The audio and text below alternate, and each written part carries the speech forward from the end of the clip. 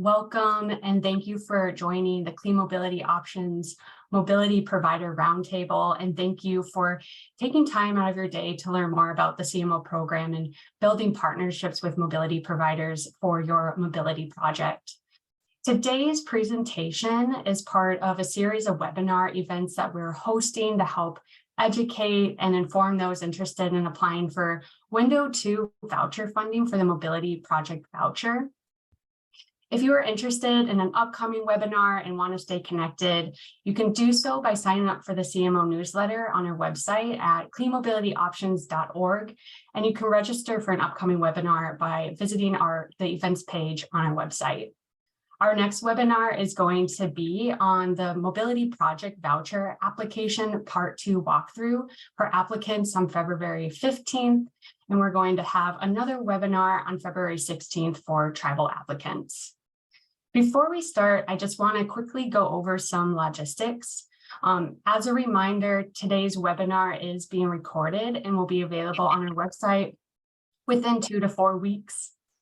Today, if you have any questions that come up while we're presenting, we will have time for 5 minutes of verbal questions in the middle of the presentation, and we're also going to have time for questions at the end. Today's webinar is set up for just verbal questions, so when we have time for those questions, you'll be able to unmute yourself and ask those questions then so that we can answer them in real time. In addition to that, we also will have breakout rooms at the end of the webinar for you to be able to meet with mobility providers as well and be able to ask them questions and be able to get to know them more. So with that, we do have a lot to cover today. So thank you for joining us and let's get started.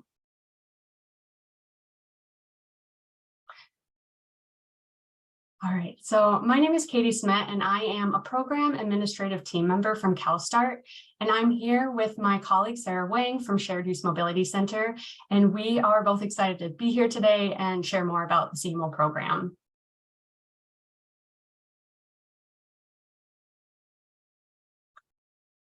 So the CMO voucher pilot program is administered through the California Air Resources Board and our program administrative team, which includes CalSTART, CivicWell, and Shared Use Mobility Center.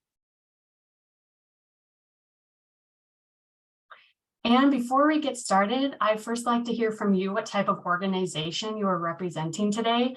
We are going to pop a poll up on the screen in just a moment and let us know the type of organization that you represent.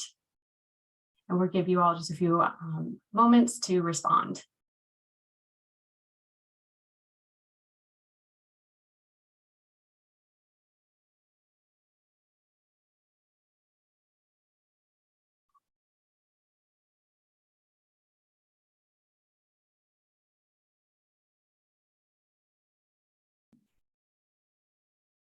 We're getting a lot of responses, so we're just wait a couple more moments to see if anyone else needs to respond.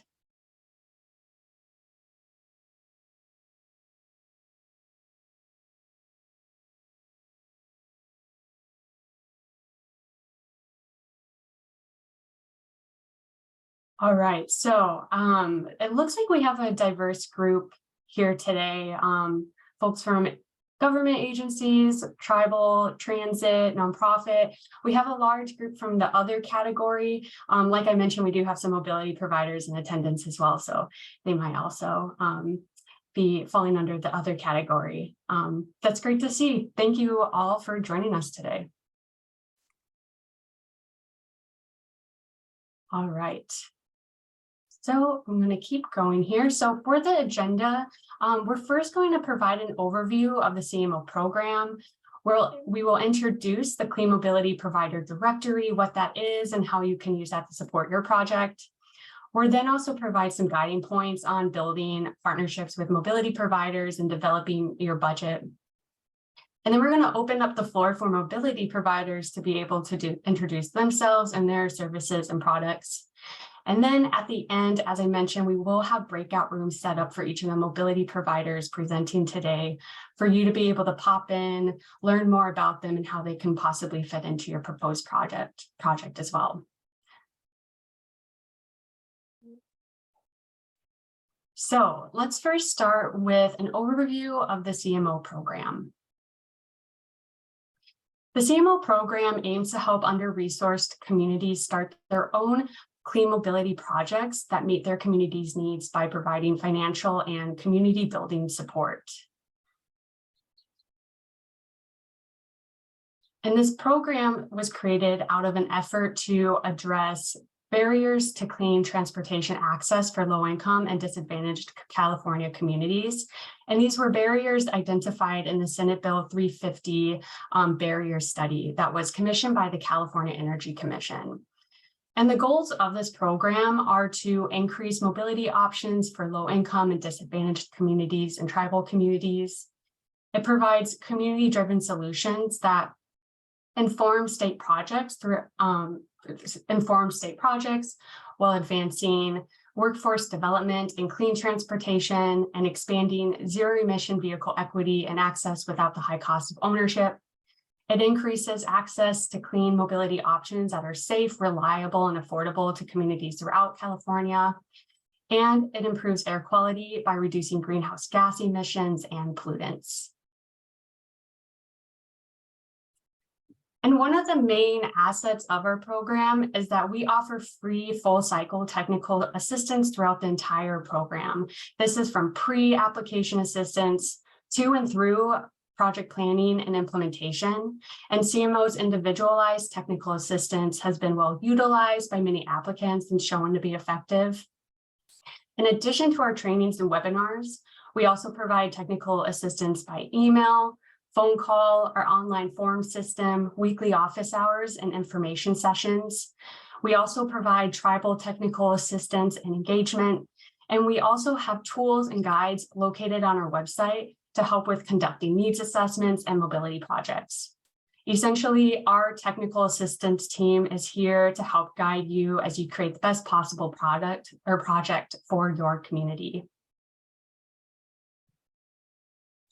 And if you are interested in receiving technical assistance, you can do so by completing and submitting an online form to us at cleanmobilityoptions.org/help. You can also call our hotline at 626-744-5670. You can also schedule a virtual or in-person one-on-one information session by emailing us at info@cleanmobilityoptions.org.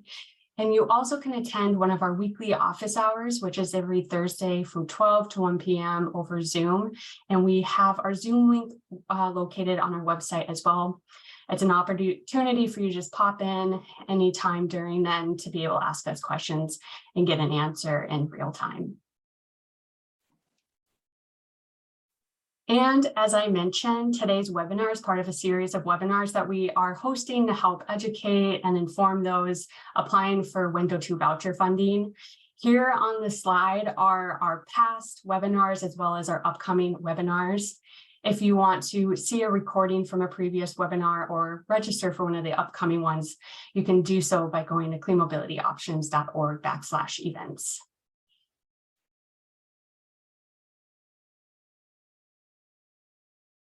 All right, so next I'm going to introduce the Clean Mobility Provider Directory, and this is an informational resource to support you as you develop your project and identify mobility partners to work with on your team.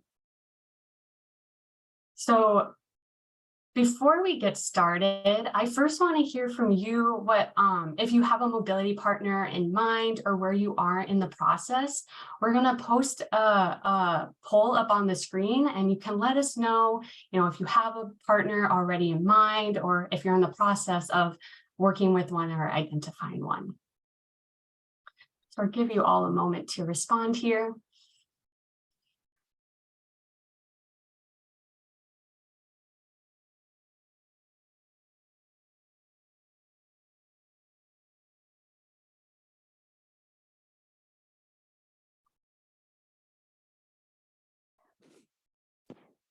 All right, we'll just give a few more moments. All right.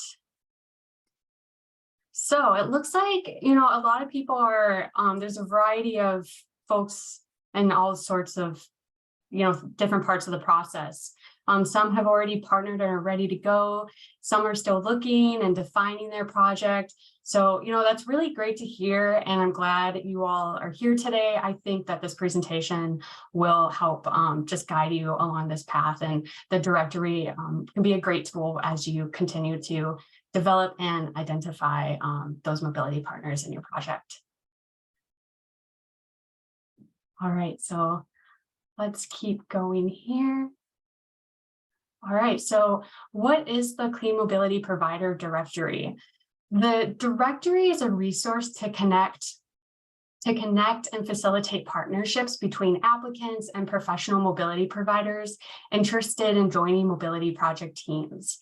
And in the directory, you will find mobility providers who are supplying either parts of or all the elements of a mobility operational service.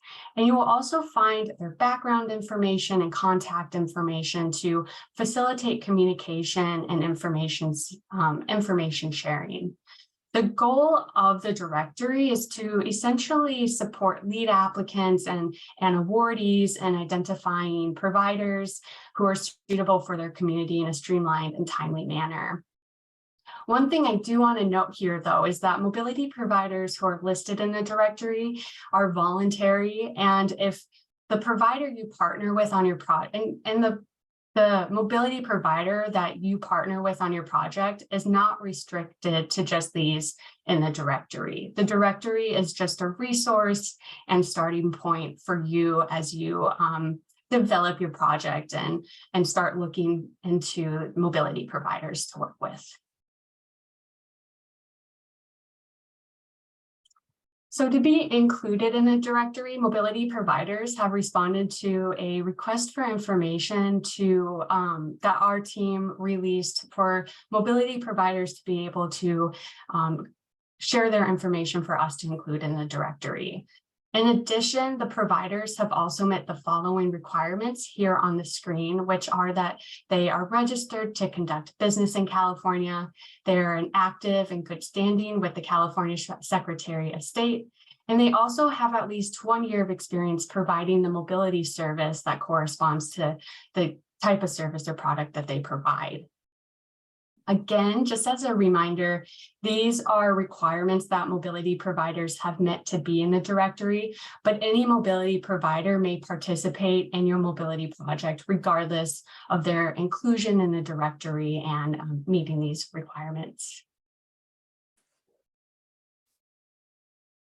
So in the directory, you will see that the organizations listed are organized into 4 different categories based on the type of services and products that they offer.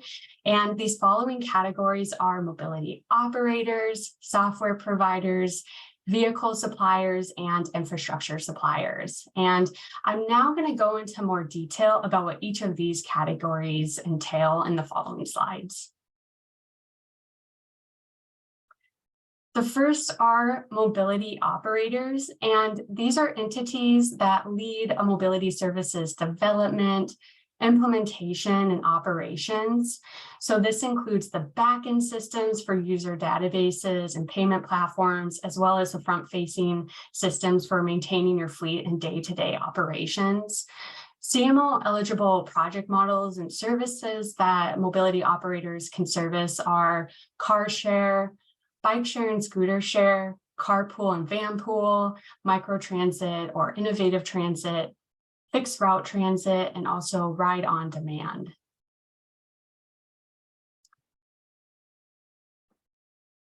The next category are software providers, and these are entities that supply and maintain software applications in support of your mobility service. So types of software applications are software for payment systems, as well as multimodal payment platforms, also mobility platforms independent of a mobility provider's full service system, analytical systems for evaluation and system organization, reservation and on-demand ride platforms, trip planning platforms, mobility on-demand routing and dispatch systems, and also mobility as a service platforms. And these are just examples that we have provided. It's not limited to just these on the screen. The next tier is vehicle suppliers, and these are entities that manufacture, sell, and supply mobility fleets for your project. So CMO eligible vehicle technologies and classes include electric vehicles, neighborhood electric vehicles, plug-in hybrid technology for vehicles with 6-seat capacity or more, light-duty passenger vehicles, medium-duty vans and shuttle buses, and also bicycles, e-bikes, and scooters. And the last category here are infrastructure suppliers. And these are entities who sell, install, and maintain infrastructure for vehicle charging or fueling, vehicle and equipment storage, right-of-way improvements, and other safety equipment. And CMO eligible infrastructure includes, but is not limited to, electric vehicle service equipment, hydrogen fueling stations, solar photovoltaic equipment that's qualified under the Go Solar California campaign, and then also bicycles, e-scooters, and scooter infrastructure and safety improvements. All right, and so those are the 4 categories in the directory. One thing I also want to mention here is that the directory is also a tool to help you identify an experienced partner for your mobility project team. As required by the IM, each mobility project voucher team must include an organization or partner with at least 1 year of experience operating the type of mobility service that you are proposing for your project. And we refer to this role as an experienced partner, and this partner must be a mobility operator. However, the experienced partner can either function as your lead mobility operator, who is helping lead the development, implementation, and operations of your mobility service, or they can serve as a project technical advisor, where they provide technical support on the project development, implementation, and operations. One other thing I want to add here is that you can either choose to include an experienced partner on your application at the time of submittal, or you can choose to contract with an experienced partner within 3 months of executing your voucher. So there's, if you do need a little bit more time finding that experienced partner, that's another option. And also the directory, while it does include mobility operators that meet the experienced partner requirement, again, if you want to work with mobility operators who aren't listed in the directory, that is also eligible as well.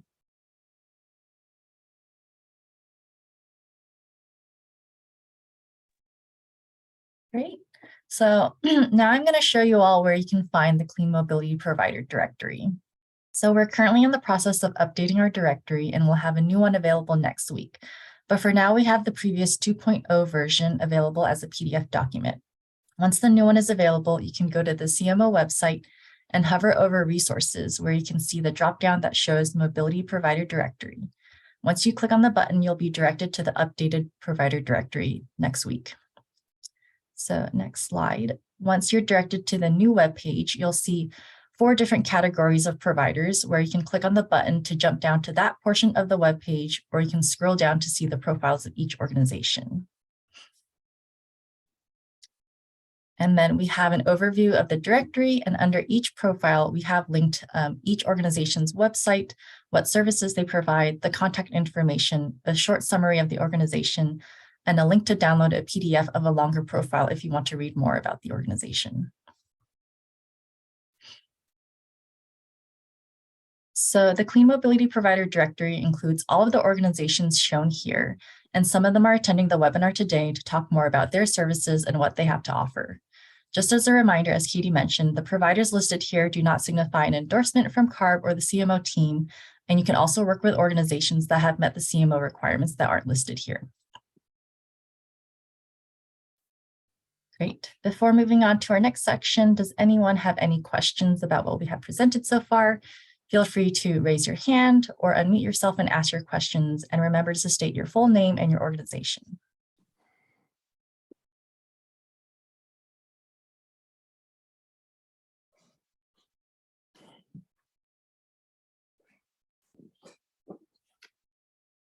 I believe I hear someone, but I don't hear a question.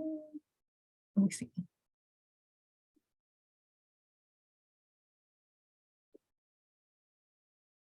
All right, I don't see any raised hands or any questions. I think we can move on, and then from there, I think we can go into the provider presentations.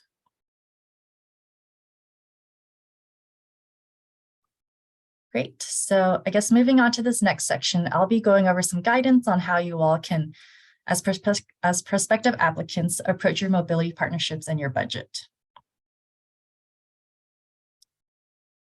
So for this last poll, we wanted to ask what types of mobility service models that you all are looking for.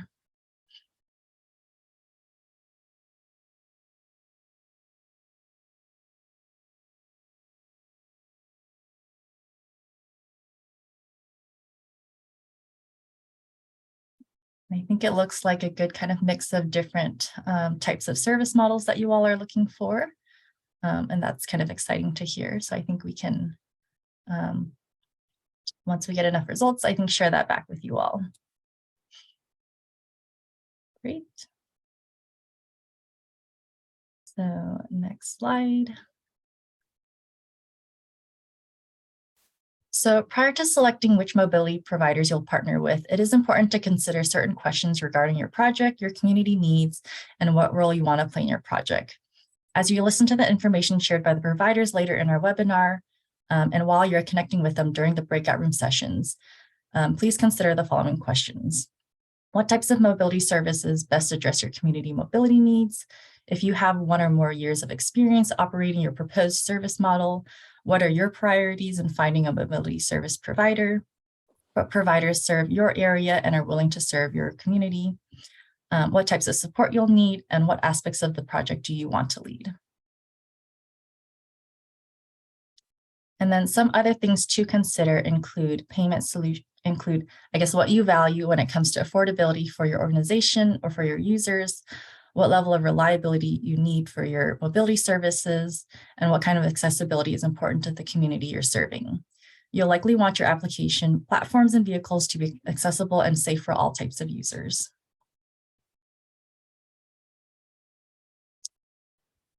And then additional considerations include payment solutions, such as having services for those who are underbanked and unbanked, for those who don't have mobile services, devices such as smartphones or a tablet, and serving those who don't have the ability to drive or do not own a driver's license. You may also want to consider what level of experience the mobility provider has working with underserved communities, especially if you have a specific community in mind for your project, and what levels of experience you have conducting outreach and marketing to such communities.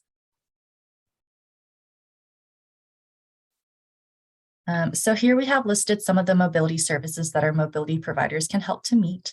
I won't be reading them off, but do consider which of these services you're looking for when it comes to what will support your project.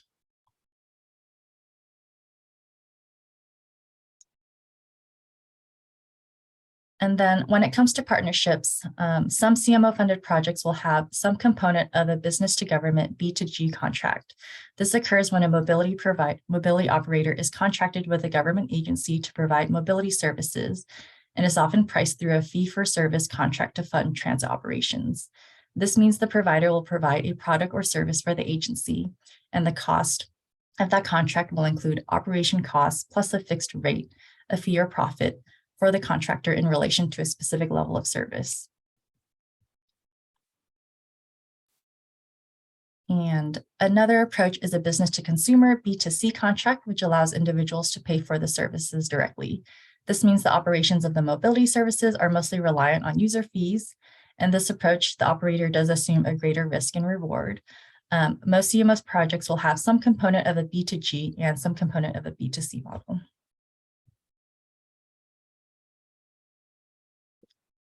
And then, as previously mentioned, besides having a mobility operator who joins the team as the partner who is operating and running the mobility service, it is possible to have a mobility operator serve a different role on the team, such as a technical advisor. So the benefits of this approach is having an experienced partner who can provide technical expertise and knowledge, while the project lead can own the vehicles, lead the operations of the services, and manage other components. If the project lead, such as a transit agency, already has experience operating a proposed mobility service, such as a bike share service in a different neighborhood than the proposed project area, they can serve as an experienced partner. And this approach can also allow local community-based organizations to take the lead in operating and implementing services of the project lead or government agency services serves as the experienced partner as a technical advisor.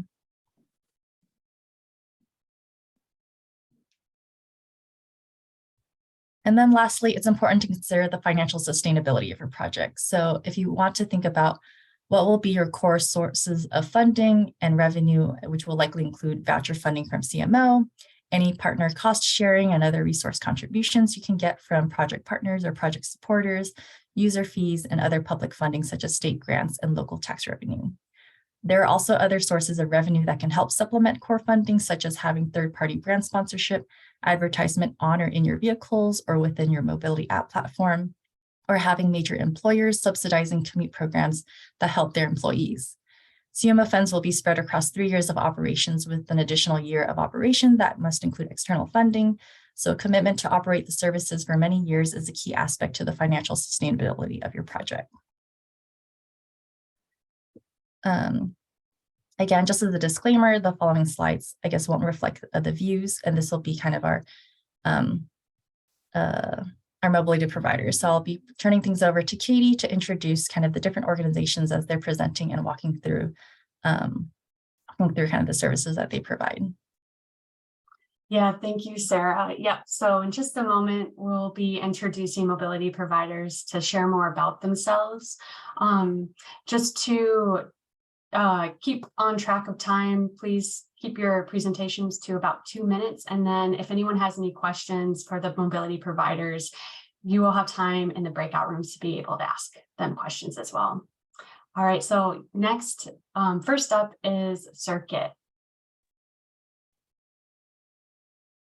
Thanks, Katie. Can you hear me? Yes, we can hear you. Great. And Mateo, you can go to the next slide for them, please. Perfect. Thank you, everyone. And then thanks to the CMO team for organizing this. I'll keep this presentation short, just a couple slides here about Circuit. And then please feel free to reach out. I've got my email address there, and we're in the directory with more information. So we'd love to chat with anyone here today who's interested in partnering on an application together. So Circuit, we're an on-demand microtransit, community transit company. We've been around for quite a while, more than 10 years, with a focus in Southern California, New York, and South Florida. Got 30 plus cities that we've worked with. Our next slide, which I'll get to in a minute, will show a bit more about our Chula Vista program, which was funded from the last round of CMO that we're really proud of, and it's been a great success so far. We've also got a couple exciting programs coming online this year in DC and New York. So we're excited about continuing to grow these other ways of getting people around. So what do? We're microtransit. We're turnkey solution is how we like to describe ourselves. We own the vehicles, insurance, all the data, backend things that you'll see listed here. We have an app. We've always been fully electric, 100% electric vehicles. You can see on the bottom right here the neighborhood electric vehicles we use in a lot of our programs. Love those, but we also have a few other vehicle options that we've used. You can see the Chula Vista van there, as well as some electric sedans that we've used. So just making sure I cover everything in the services here, everything from the app to the vehicles to all W2 drivers, all the data and analysis. We partner with cities to fine tune the programs to make sure they're meeting all the needs that we have together. And then we also do, generally rides are free for the community, but we have done fares in some programs. So that's an option depending on the goals and budget, as well as selling third-party ads to help subsidize. And then equity is core, of course, to our goals and the goals of this program. So wanted to call it community engagement, multilingual app, unbanked non-smartphone access, and ADA accessibility. Those are all things we've done. And if you could switch to the next slide, please. This slide shows first on the right, just some of the different vehicles we've used, including in this Chula Vista program that launched over the summer. The goals of this program are actually for seniors. So this, at least at first, is restricted to those who are 55 and up. We have 6 vehicles in this program. It was supplemented with some other funding, I believe. So that's 6 vehicles total, 5 sedans, and 1 of the ADA accessible vans. So this has been really popular so far. We're really proud of this program and have it up and running. You can see 1,300 plus monthly rides, a really low wait time and high rating. And we've been really proud of this partnership and excited to keep the per ride costs really low and have a really effective program. So I think I'm probably running up on my 2 minutes, so I'll stop it there. But really interested in growing in this area and would love to hear from anyone either in the breakout sessions or please feel free to reach out. My email's on the slides here and in that directory. So thank you. Thank you, Perry, for sharing that. We next have Bird joining us today. Thank you, Katie. I'll take Bird for our team here. Hi, everybody. I'm Michael Cavato. I'm Director of Revenue and Partnerships over at Bird. With me today is my colleague, Andrea Korb, who will be happy to answer some additional questions during the breakout groups. Next slide, please. Perfect. For those unfamiliar, we are a shared electric vehicle company founded, one back, please. Founded in 2017 as the first shared electric scooter company. Since then, we have migrated to a wide range of new additional vehicle modalities. We are currently operating in over 450 cities globally, have partnered with other CMO awardees. Similarly to the previous provider circuit that you heard here, we are also capable of supporting underbanked or unbanked individuals through prepaid vouchers and offer our app in over 30 different languages natively. Next slide, please. We primarily act as a first last mile transportation solution, effectively providing a public transportation network in communities that might otherwise not have access to those types of vehicles. We work everywhere from rural California to large cities, including the Los Angeles metro area. Our very unique operational model allows us to partner with CMO program awardee or CMO program constituents in terms of being able to provide vehicles that we provide the operational know-how, all of the technological backend, all of the payment processing, et cetera, that enables people to launch in essentially any location within California. We typically operate on a revenue share basis, which means that any of the CMO program or CMO grant awardees will still continue to take the revenue that is generated from the rides to be able to invest back into their community. Happy to answer any additional questions during the breakout room. Appreciate everybody's time. Thank you, Michael. All right, and next up is EFO Ventures. Hi, everybody. I'm Sean Flood. I'm the co-founder of EFOV. Excited to be here and more excited to have conversations in the breakout rooms. EFOV was created for one fundamental reason, which was we believed that to bring mobility systems to life in communities, there was the need for a provider to cover the value chain in the 4 verticals, which we believe are hardware, mobility as a service, technology, and power. We put together all of those divisions. We operate both in the US and Europe under individual brands that allow for flexibility to bring systems like these that we're talking about today to life. If you mind hitting the next slide for me, that would be great. So when we look at the value chain, we have an offering that can be inclusive or individual, depending on the needs of your communities. And we do that through a variety of manners with proprietary and or licensed hardware that we manufacture ourselves. So that deployment can be a combination of dockless or hub-based systems, subscription, transportation for employee networks, E-bike libraries that can be paired with buyer incentives, which we feel are very important to drive the trend from single occupancy vehicles to e-bike use, moving on to e-bike ownership and making that affordable, or the utilization of neighborhood electric vehicles, both for shared on demand or again, a path to NEV ownership. We wrap all of that around proprietary technology that can be licensed and branded for your communities or system, and the offering of charging infrastructure that allows for lighter touch, more sustainable activation. We believe that to be a valued partner in this space, you need to provide customization, sustainability, and inclusion, all of which are paramount to EFOV. And the last thing I'd say is to our fellow presenters, where there could be holes in offerings or needs to bring things to life, collaboration in the mobility space is crucial to not only bring the system to life, but to keep residents safe and utilizing these vehicles in the future. So excited to collaborate not only with the communities, but the other providers to change the way people move and navigate around our communities. Thanks for the chance to talk. Thank you, Sean. All right, and next is Green Commuter.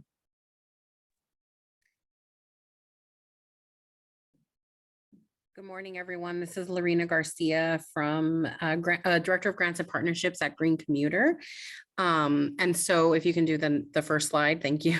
Now we're having some slide issues.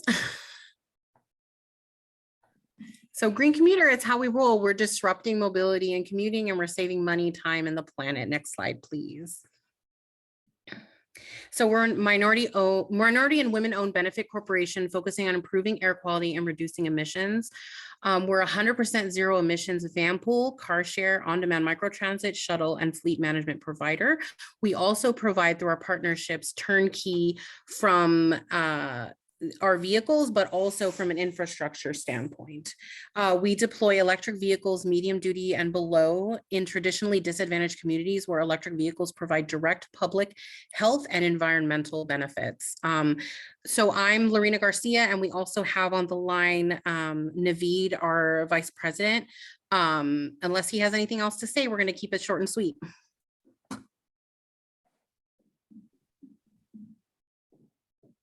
All right, great. Thank you, Lorena. And next up is Rideco.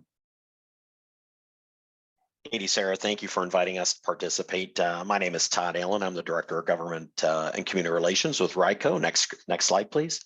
I want to introduce you to, who will be joining me in the breakout today is my colleague, Max Blank, who's on our business development team. Colleague Dave Bach, who's our regional director down in Orange County, was unable to join us today, so I regret that. But I want to introduce ourselves. If you're not familiar with Rideco, we partner with over 15 public and community transportation providers across the state. And in addition, we partner with over 55 others across the country and in Canada, but principally in California. We really focus on providing transparent, innovative, sustainable technology that really focuses, as I said, on equitable and a spontaneous mobility. So from our partners, whether it's Los Angeles MTA to Milpitas, across the state, we tend to work as a partner, identifying opportunities where we can help look at service planning all the way up to implementing the service and marketing so it's successful for and based on the community needs. As mentioned there, we provide software directly to the agency. We partner with transportation providers such as those you're hearing from today, and also other fellow technology enablers. And next slide, Katie. Some of our partners you can see across the line here, but I also want to point Omnitrans in San Bernardino, who's basically one of the round one CMO applicant awardees. And we really focus on a number of different solutions, providing services, whether it's in low mobility, low dense areas, underperforming bus routes, again, first mile, last mile, the services, or commuter or employee, obviously focusing on underserved populations as well. But Katie, thank you again for your time, and we look forward to speaking with everyone further in the breakouts today. Thank you. Yeah, thank you, Todd. All right, next we have VIA. Hey everyone, Brian Nelson with VIA here.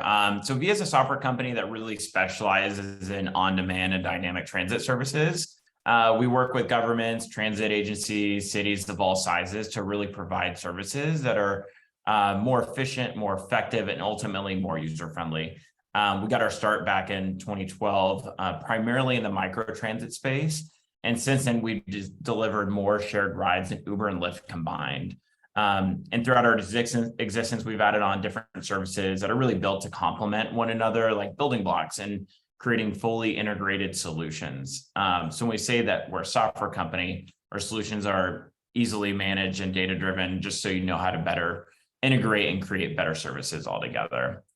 So you can see that we're really here to provide everything under the sun with an efficient microtransit service. So our expertise is in all these different areas where we know right now vehicle sourcing and driver acquisition and onboarding is very high in demand, but the supply is low. And so we'll take that off your plate.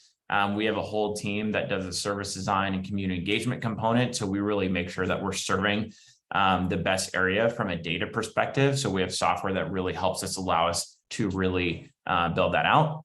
And then also we run the entire operation side, whether it's dispatch, customer service, we're there walking with you hand in hand to really make sure that the service is operating effectively. And lastly, we have software with a configured rider app, web portal, driver app that's completely custom branded to your city so that users could really request a ride in a very easy way. And lastly, we have a ton of data and analytics that we provide to you and work with you on just to really showcase how the service is working and where we could really maximize that. And then you could see those key stats on the right, but I want to be mindful of time. If you could go to the next slide. And then so we worked with the city of Richmond. So Richmond was actually the first CMO awardee to launch. And so we really worked with them on alleviating congestion issues and bridging first mile, last mile services. And overall, it's been an extremely effective service. We have 3 plug-in hybrid EVs that we're running with them. And you can see the key stats on the left there that the service has just been absolutely phenomenal and just been growing more and more since. So just highlighting here is, where we can help you with the grant is through the whole application process. We have a whole grants team that is really here to help set you up for success. And we're very familiar with the reporting requirements to really help you create an effective service. So looking forward to meeting you all in the breakout room. Thanks, Brian. And next is Labyrinth Smart. Smart Mobility. Thank you. My name is Mark Minden. I'm Executive Vice President of Business Development for Labyrinth Smart Mobility. I'd like to say thank you to all the organizations that are working hard to put this CMO program together, first off. So thank you for your hard work, these 3-4+ years to get this up and launched. Next slide. So what we do at LSM is we provide safe, scalable, sustainable, and equitable mobility solutions that are married with technology. And we provide what we call a horizontal elevator to ease travel through zones and districts without the concern of ability to pay for the service, but instead built into the infrastructure as an equitable amenity. And I like to use this elevator analogy. How important is an elevator to a building? And have you ever paid for an elevator before? So we're a free on-demand elevator that drives access to community resources, whether that's employment, entertainment, public transit, parking and mobility, healthy food, healthcare, or city services. Next slide.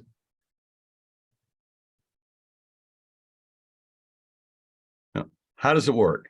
So this on-demand service, as I mentioned, is free within that zone, and we'll pick anybody up where they are at and take them directly where they need to go. And you can do that 4 ways. You can use an on-demand app, click a button, it'll pick you up right from there, take you right where you need to go, a phone dispatch. But in order to make it a real equitable service, we've created street hell, so you can get it like the cabs used to be. And then also pre-designated stops that the shuttle will actually pick you up from that stop and then take you directly to the pharmacy or the grocery store and give you access to those resources right away. We have a complete turnkey system that includes our vehicles, drivers, insurance, technology, and management. And with management, we work closely with the client throughout the whole process to ensure that we optimize the service. We're big on customer service and management. We hire locally hired community ambassadors that we train, and we know our drivers. And so data is collected and shared on the needs of the community, and we can customize the metrics on which we collect that data and provide it back in order to right size and create efficiencies. My contact information is there, and thank you all. We're looking forward to hopefully working with some of your areas to have an immediate and direct impact. Great, thank you, Mark. And next is Urban Mobility Inc., also known as Hypercommute.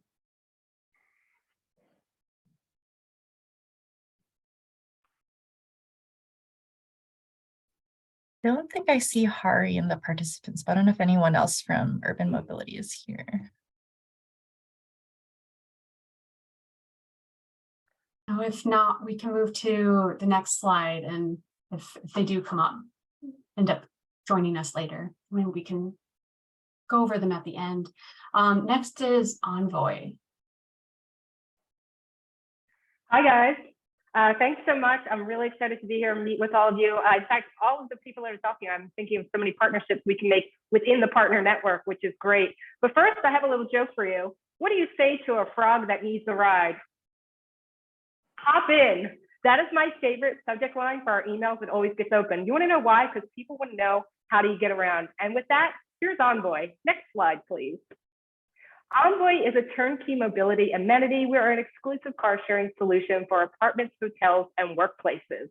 We have our own app that we have created that runs the entire service. It actually not only helps to access the cars, but actually helps us keep track of it as well, which is awesome. We have a fully EV fleet that includes roadside insurance, assistance, it's a data platform, and we also include car washing and maintenance within our whole system. And we work with our partners to help them figure out this whole building electrification thing, because yes, with electric cars, you need chargers. It's a hot button issue. And we help you figure that out as well. Let me tell you a little bit about who Envoy is. Next slide.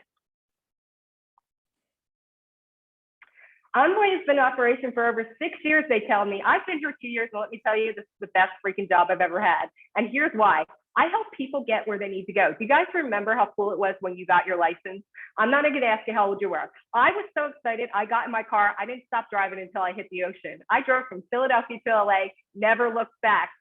A car is freedom, guys. We love it. And we are in LA. I mean, come on. It's just a no-brainer. We're actually nationwide. We're available across the country. But here's the thing about private car share. It's extremely expensive. We know this. So what we do is we alleviate that pressure of private car share ownership. We make it feasible for anyone to have a car when they need it, to be able to drive when they want to go, where they want to go. And you know what? You don't have to share the ride, because here's the thing. I like my car bubble. I know a lot of other people do too. And in fact, so many people have loved this service. We have over 2 million emails driven. We're in over 200 communities. 225 community EVs have been deployed, and thousands of bookings. And like I said, the great thing about our app that we created is we can track everything. So we can provide full analytics to track how and when the cars are used within your community, making it even better for you to figure out, making sure it's helping the people that needed help. In fact, speaking of helping people, we do have programs that have been rolled out to underserved communities like Rancho San Pedro and Pacoima Rideshare. And we work with and can help you also identify public funding when you need it to get the service when you want it. I think I'm a little over. Next slide, please. Okay, here's the big thing. We can help buildings attract and retain residents, and also, again, like I said, help with underserved communities where it's more of a community aspect. So within this, what we do is we deploy the cars to the property, they live on the property, they are booked through the app, and then when you are ready to come home, you just drive it back to your property. It's so convenient. And not only that, because the chargers are at the property, they have to charge for free. Yes, I said it, people, free charging included. Next slide, please. In fact, people love this service so much. Next slide. Here we go. Happy girl in a car. We have people say it all the time. I love the convenience of having the car parked where I live. It's almost like I own a car. Notice that, almost like I own a car. Who is paying an astronomical car payment besides me? Raise your hand. Don't lie, I know you're out there. And you know what? Envoy is like the best car sharing in the business. It's true. Like I said, best job I've ever had because I get to help other people get where they need to go. And we want to help you guys too. So let's talk about it. Thank you, Stephanie. All right, and next is Q-Ride. Hi, I'm Ryan Larson. I'm president of Q-Ride. I am a 38-year transit veteran. I have transit t-shirts older than most of you. That's my joke, Stephanie. So a little bit about Q-Ride. We are a 25-year transit software company, doing a little bit of everything: on-demand, microtransit, paratransit scheduling, non-emergency transportation, family-owned, and finance, which makes us a little bit different in this space. And we're also a disadvantaged business enterprise. One of the things that Katie talked about was the fact that you need to do due diligence. And just to share a little bit about due diligence related to how some firms are financed, you want to make sure that you're drilling down into the financial statements of what folks are doing. A lot of us in transit, I'm a former transit manager. I knew nothing about venture capital or private equity prior to joining the software world. And when a VC firm says they want a 5x return, what does that mean? That means if a company has generated $50 million in venture capital funding, they need to return $250 million. That's a really tough ask of a lot of different firms. One of the things that I did in my due diligence, I joined Q-Ride as president in April of last year, is I looked at all the things that they were doing. We have the ability to do automated scheduling. We can do manual scheduling. We can schedule to Uber, Lyft, taxis, private providers, all on the same mobile app. We can do fun things like book a trip to a driver right on the fly from the tablet. Grant funding is something that we really specialize in. We generated over $3 million in grants to our end user customers last year, and we experienced 70% growth in 2022. So I will leave you with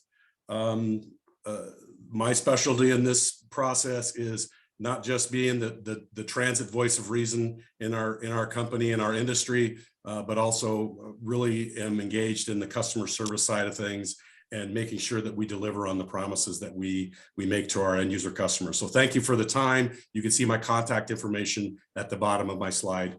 We look forward to talking to you more. Bye-bye. Thanks, Ryan. We have just a few more providers here. The next is Pedal Movement.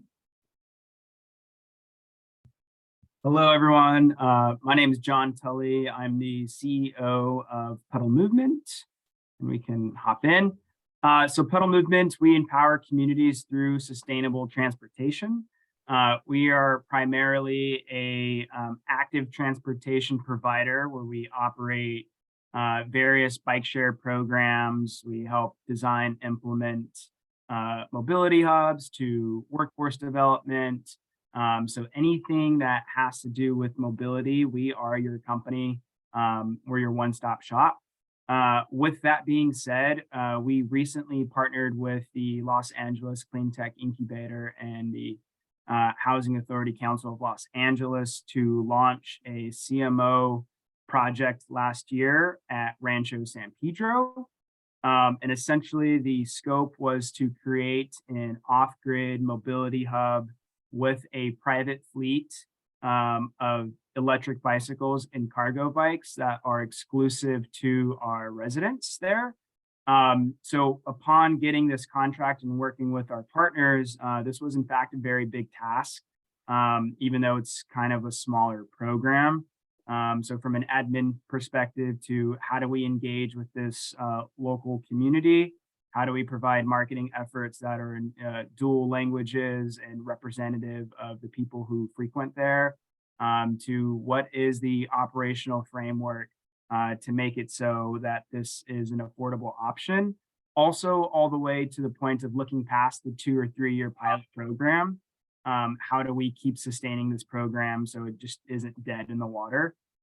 So these are a lot of questions I encourage you to ask your potential providers. Here at Pedal Movement, this is one example of a project that we got off the ground. Next slide, please. With that being said, we do have vehicles that we can use in these programs, cargo bikes, electric bicycles.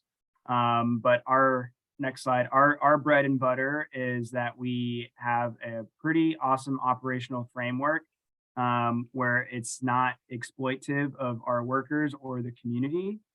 So we really are intentional about like, how do we make this program long-term and have the most amount of utilization? So for example, we exclusively hired a resident from Rancho San Pedro to work at that facility. They had no prior bike experience, but we ran them through our workforce development. And now they're there full-time and benefits and the whole shebang. So if you have any questions on CMO projects in general, from insurance to just admin to whatever it might be, happy to help do some technical advising, or we can even help collab on getting a program launched. And thank you for your time. Thank you, John. And next we have Interline.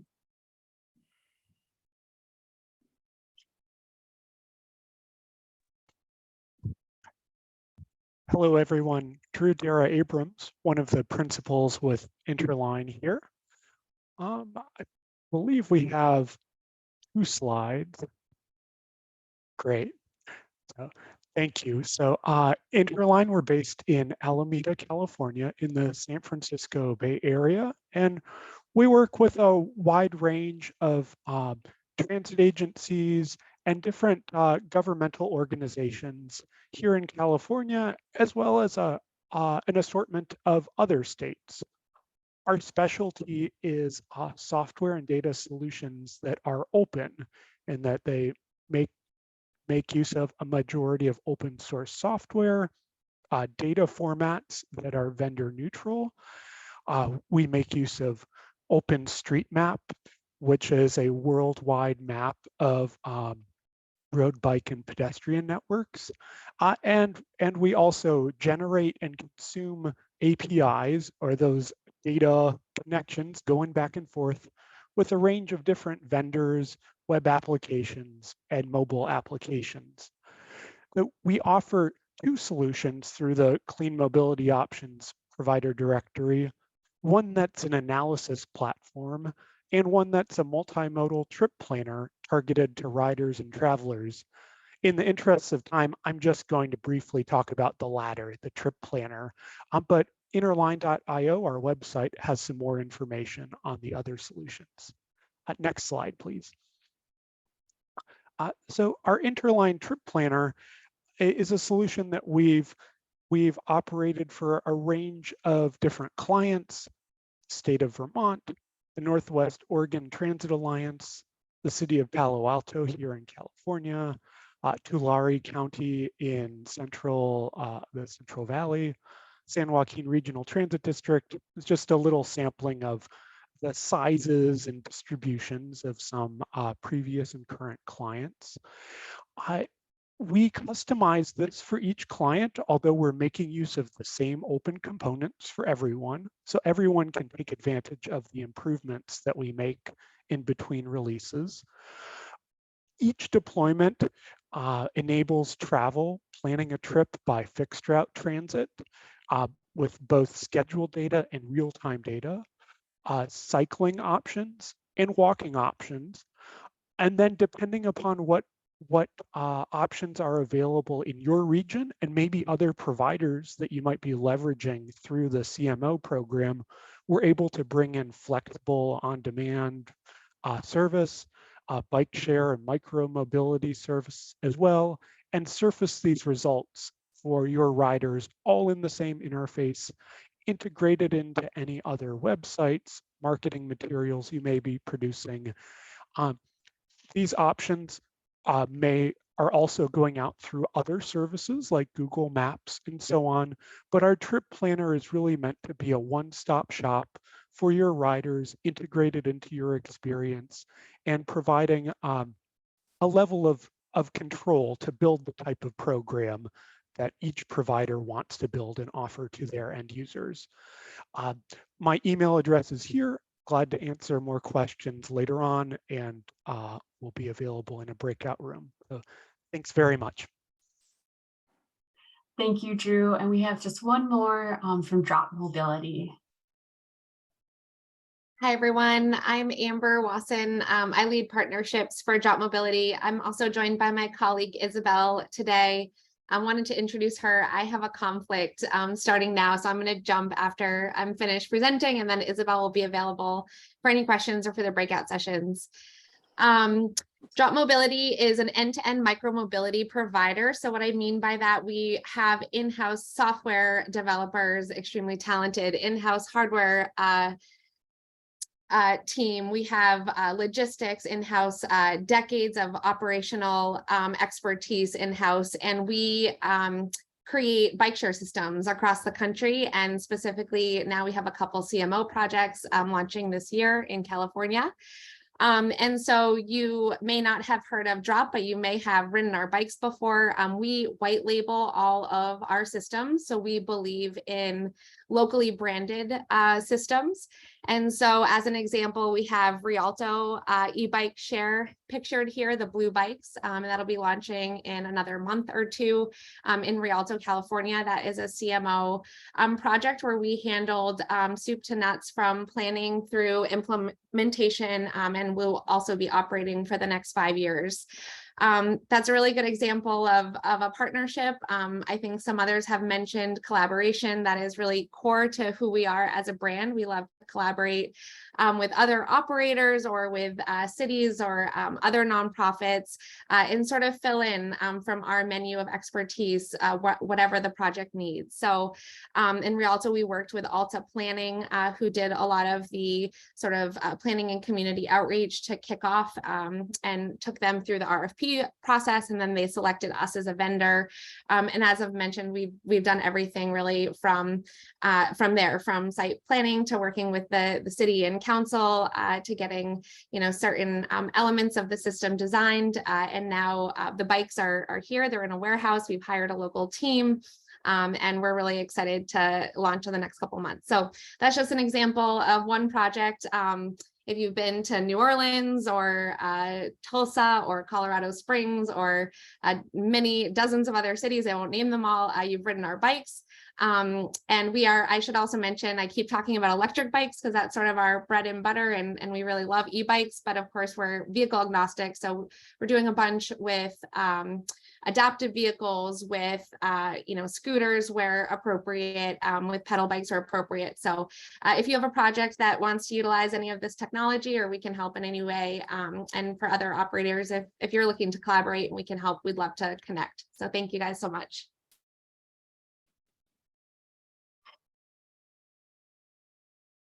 All right, well, I think with that, we'll head into the breakout rooms. I don't think we have anyone from Urban Mobility back yet. Great, well, if not, I think we'll head out to the breakout rooms. So the breakout rooms will be named after each of the providers and will be listed in the order in which they presented.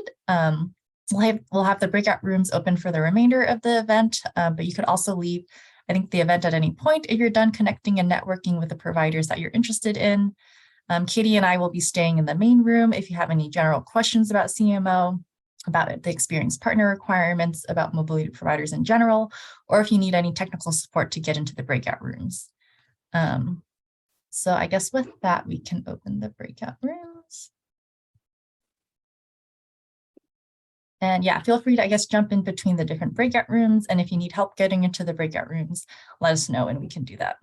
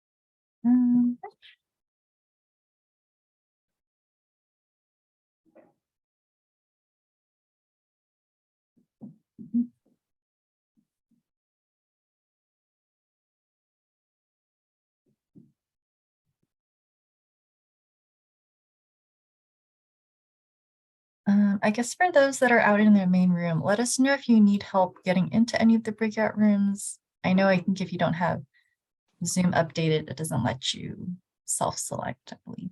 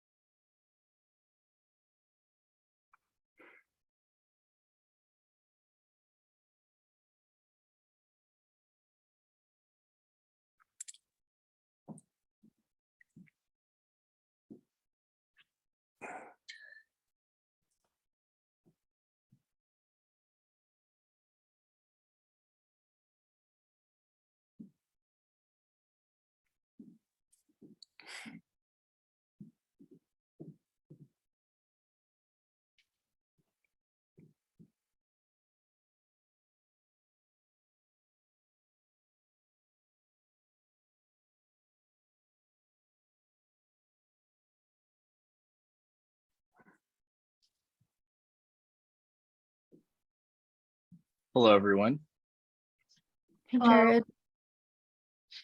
Hello. Yeah, I wanted to stay in the main room. I'm with a provider called Freebie, and this is our first time attending this, and I wish we knew about it earlier. We're not in the state yet, but I wanted to ask all the right questions and, get the ball rolling and become a part of this initiative. Yeah, I know right now we're updating our Mobility Provider Directory, and I think we're kind of in the process of adding in new providers, but so that might be an opportunity to join that provider. I think there are some requirements for that, but yeah, let us know what questions you have.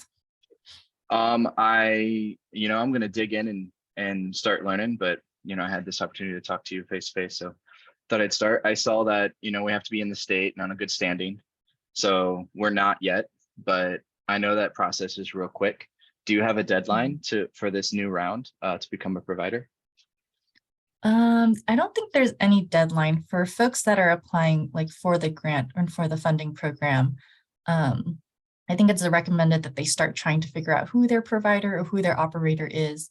But they have until I think later in like May or June to really figure that out. And then from even when they have their voucher executed, I think they have an additional 3 months if they really have not found a provider yet. Yeah, but they're looking now.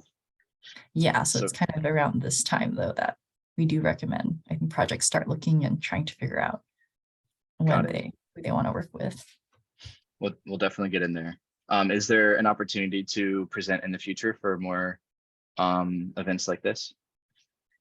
Yeah, I think there could definitely be. I think because we have our funding window kind of opening in March, this is kind of meant to prep and prepare for that. But I think if there's future windows of funding and we have additional, I think folks interested, as we do have, I think a lot of needs assessment who will eventually be doing mobility projects. I think there will likely be additional opportunities to do this.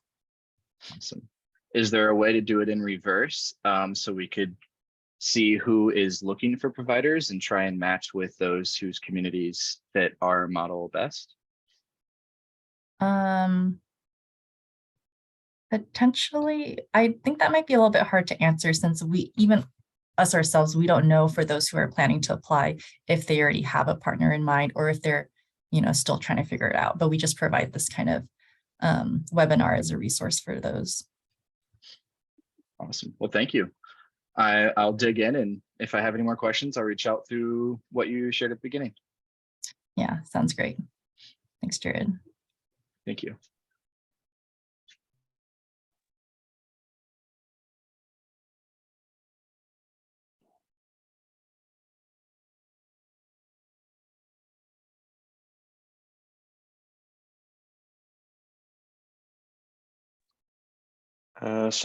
Quick question, Sarah. I was also having the same almost question, regarding can we add in a directory as well for micromobility provider? I just got your email and I just recently sent you email with our information as well. Okay, yeah, I think we could try to add you. I think as long as you meet, there's, I think, just 2 requirements, as Katie stated, to be included in the Mobility Provider Directory, and that's to have be registered as a business in California and have at least 1 year of experience operating whatever mobility service it is that you have. Sure. I'll shoot that information as well. Do you need the EIN or something like that for the California entity? I think we would just need your Secretary of State like business number, I believe. Sure. Let me see. I don't know if, I guess Abraham might have replied to you to email or to contact me, right? So if you do that, I can send you that information. Okay, sounds good. Can you check if you get my email from Albert? Okay. Oh yeah, I see it. Awesome. Thank you. And to follow up, I just want to make sure that 1 year of operation doesn't have to be in California, right? Anywhere in the US?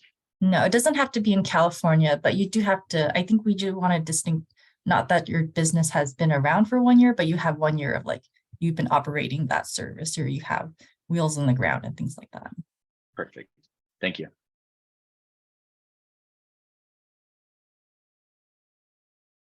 Yeah, and I guess if there's any other questions from folks who are chilling in the main room with us, feel free to ask.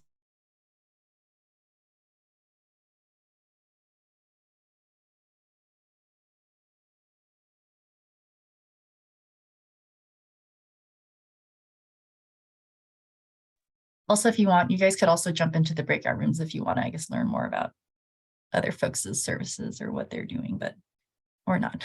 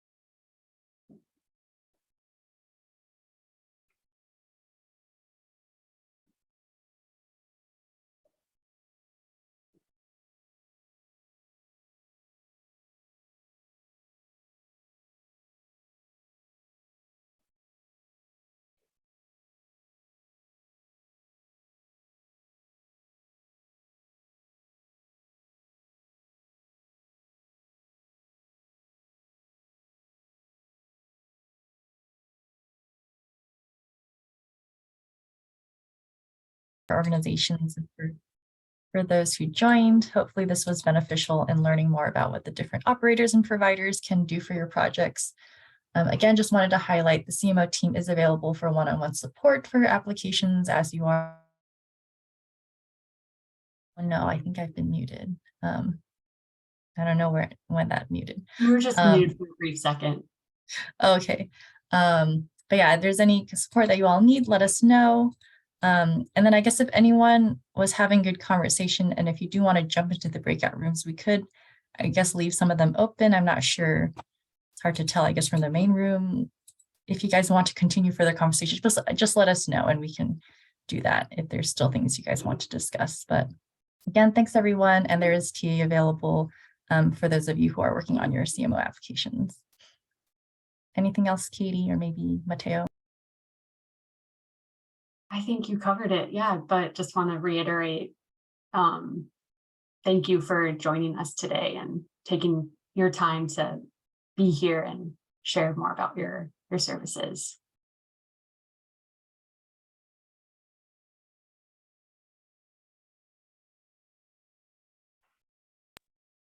Right. Well, I think that's it for us. Was there anyone, I guess, who did want to jump back into breakout room? I don't know if there are further things people were discussing about potential project ideas or about services.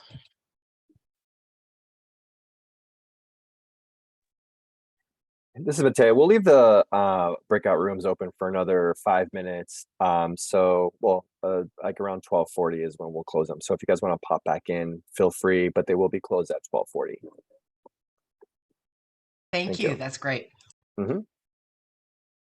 I have a question. Are the presentations going to be available, or the whole recording of this available on your website? Yep. Yeah, we'll be posting this on the CMO website, I think in 1 to 2 weeks, and have the slides and then anything else related to that. And then next week, we'll hopefully have the directory available too. Yeah, and just to pop in here real quick, the slides are available right now, so of this presentation, but we will have the recording available as well later on in the next couple of weeks. But yeah, the slides are there right now on the events page under the actual webinar. So yeah. Someone asked about our office hours. Those are every Thursday from 12 to 1 p.m. over Zoom. And the Zoom link can be found on our website on the help page.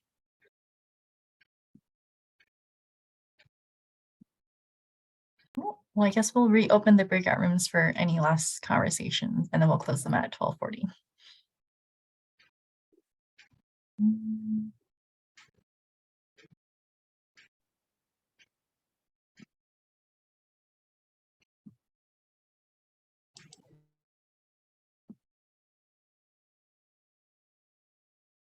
Thanks, Katie and Sarah. Appreciate it.